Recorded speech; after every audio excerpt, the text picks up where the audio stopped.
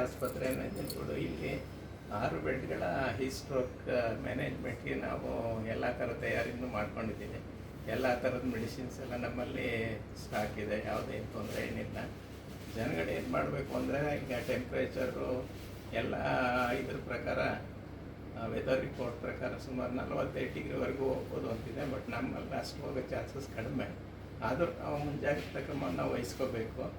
ಅದರಿಂದ ಎಲ್ಲರೂ ವಯೋವೃದ್ಧರು, ಮಕ್ಕಳು ಎಲ್ಲ 11 ಗಂಟೆಯಿಂದ 3 ಗಂಟೆ ಬಿಸಿಲಿದ್ದ ಆದಷ್ಟು ಹೋಗಬಾರ್ದು. ಆ ಟೈಮಲ್ಲಿ ಮನೆ ಒಳಗಡೆ ಇರಬೇಕು. ಅಂದರೆ ಸೆಲ್ಫ್ ಈ ಕೋವಿಡ್ನಲ್ಲಿ ಯಾವ ಥರ ಮಾಡ್ಕೊಂಡಿದ್ದೀವಿ ನಾವು, ಆ ಥರ ಕೋವಿಡ್ ಥರನೇ ಇದನ್ನು ಮಾಡ್ಕೋಬೇಕು.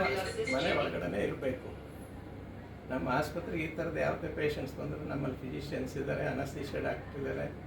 ಎಲ್ಲ ಡಾಕ್ಟ್ರುಗಳದ್ದು ಏನು ಕೊರತೆ ಏನಿಲ್ಲ. ಎಲ್ಲರ ಸ್ಟಾಫ್ಸು ಮತ್ತು ಗ್ರೂಪ್ ಡಿಗಳು ಎಲ್ಲ ನಾವು ಸನ್ನದ್ಧರಾಗಿದ್ದೀವಿ. ಯಾವುದೇ ಥರದ ಕೇಸ್ಗಳು ಬಂದರೆ ನಾವು ಸ್ಟ್ರೋಕ್ ಮ್ಯಾನೇಜ್ಮೆಂಟ್ ಮಾಡೋಕ್ಕೆ ರೆಡಿ ಇದೆ.